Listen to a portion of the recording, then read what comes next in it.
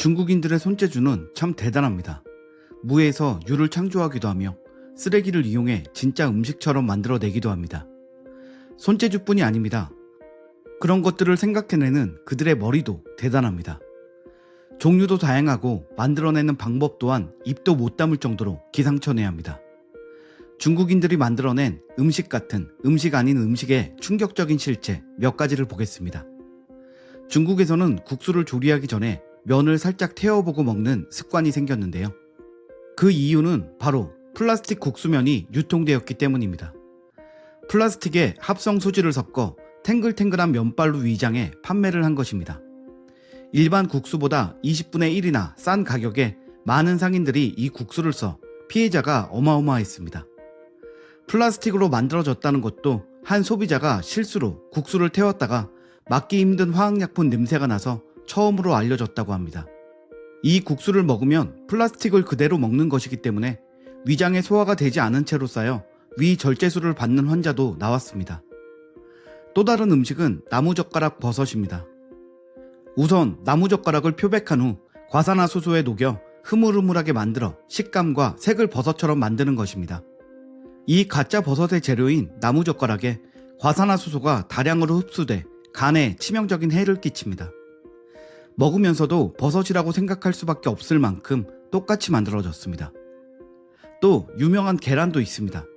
인공 착색료와 젤라틴을 이용해 육안으로는 거의 구별이 어려운 것은 물론이고 불과 5분 만에 500개 이상을 생산해내기 때문에 대량 유통의 위험성도 있습니다. 심지어 계란 껍질은 시멘트로 만들어서 더 충격적이었습니다.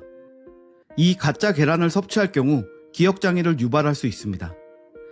미역도 있습니다. 미역은 뭘로 만들었을까요? 이 미역은 4시간에서 5시간이 지나도 전혀 불지 않아 의아해했던 주부에게 발견된 사건입니다. 바로 검은 봉지를 구겨 미역처럼 만들어 판매한 것인데요. 당시에 가짜 미역을 만들어내기 위해 창고에 다량의 봉지를 쌓아둔 것도 발각되었습니다.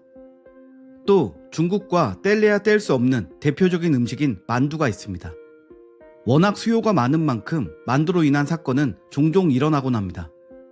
만두피를 하얗게 만들기 위해 공업용 표백제나 살충제를 썼으며 만두 속에는 중량을 늘리고 부피를 키우기 위해 폐 휴지를 불려서 넣기도 했습니다. 탄저균이 있는 돼지로 만두 속을 넣어 발각된 사람 중엔 사형을 당한 사람도 있습니다. 이번엔 계란말이입니다. 계란말이를 할 때 식용유의 비용을 아끼기 위해 공업용 기름을 사용했습니다. 더불어 계란 특유의 노란색을 선명하게 하기 위해 공업용 색소도 함께 넣어서 말입니다. 이렇게 계란말이 등 튀김 요리에 사용하는 식용유를 속이기도 했습니다. 일명 하수구 식용유 사건으로 불리고 있는 이 사건은 하수구에 버린 식용유들을 한데 모아서 다시 판매한 것입니다. 이 식용유는 단순히 오래된 식용유가 아니라 실제 쓰레기로 버려져 머리카락, 오물 등이 함께 있던 진짜 쓰레기였습니다. 일반 식용유 가격의 10분의 1밖에 되지 않아 많은 음식점들이 사용하고 있었습니다. 정말 끝도 없습니다. 다음은 10년 전 아시아의 돌풍을 몰고 왔던 버블티입니다. 버블티에 타피오카 펄을 폐타이어로 만들어 유통하다가 적발되었는데요.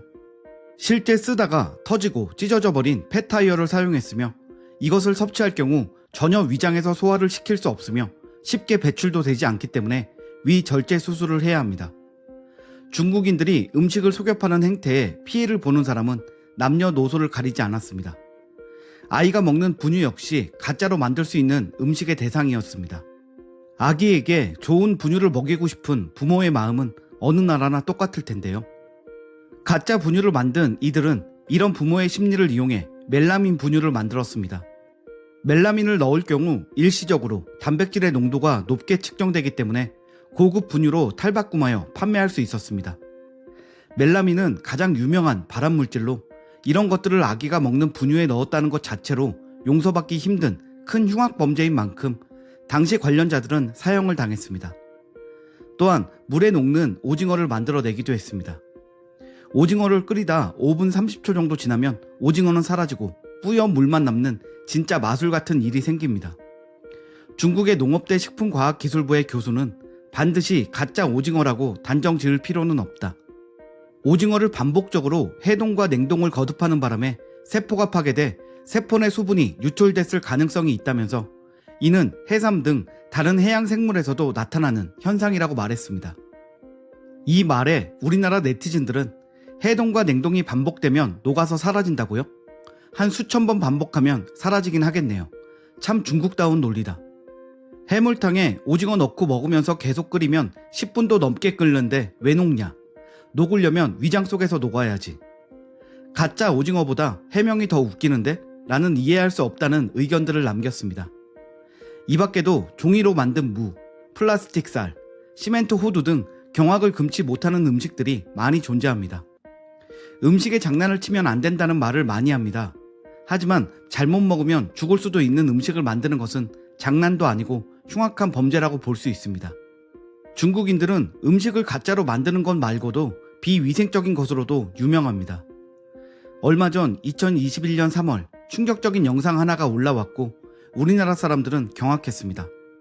구정물이 가득한 구덩이에 배추가 가득 담겨 있고 윗옷을 벗은 남성이 물에 들어가 배추를 들어 올리는 장면 모두 기억하실 텐데요. 소금에 절인 배추를 옮기는 데에는 녹이 쓴 포크레인도 동원되었습니다. 지난해만 해도 28만 톤의 중국산 김치가 수입된 우리나라의 사람들은 그야말로 쇼크 상태였습니다. 국산 김치에 비해 단가가 싼 중국 김치를 사용하는 식당이 많다는 것도 이미 알고 있었고, 그래서 맛이나 질이 좀 떨어지더라도 이익을 남겨야 하는 식당들을 이해하는 사람들이 대부분이었습니다. 하지만 중국의 비위생은 우리의 상상을 뛰어넘었습니다. 맨몸으로 들어가도 되나 싶을 정도의 불결하고 더러운 구덩이였고, 그곳에 음식의 재료가 있다는 것은 진짜 들어본 적도 없었습니다. 하지만 중국의 현지 언론에 따르면 영상에서 확인된 김치 제조 과정은 중국에서 흔히 볼 수 있는 장면이며, 실제로 이번 영상 외에도 쌓아둔 배추를 작업자들이 신발 신은 발로 밟고 굴삭기로 옮기는 사진들이 여러 번 공개된 적도 있다고 소개했습니다.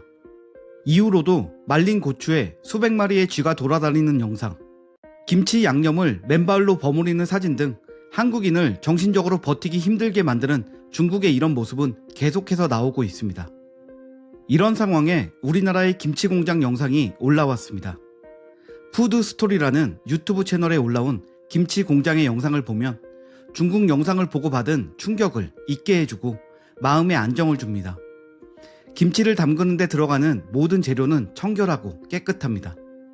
그런데도 여러 번의 세척을 더하고 위생적인 차림과 번쩍번쩍 청소가 된 기계들은 눈부시게 깔끔합니다. 뽀얀 배추를 보는 것만으로도 힐링이 되는 것 같은 영상이었고, 조회수가 1744만을 넘을 만큼 세계의 많은 사람들에게 폭발적인 관심을 끌었습니다. 다행히도 외국인들은 진짜 김치라는 것이 어떻게 만들어지는 것인지를 알게 되었습니다. 더러운 시궁창에서 절여지는 것은 중국 김치라는 것도 알게 된 것이지요.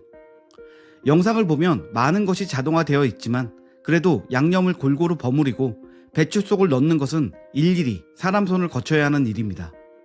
손이 많이 가는 만큼 정성을 들여야 하는 것이 김치인 것입니다. 중국의 말도 안 되는 쓰레기와는 비교조차 안 되는 모습입니다. 오늘 준비한 소식은 여기까지입니다. 구독과 좋아요 부탁드립니다. 감사합니다.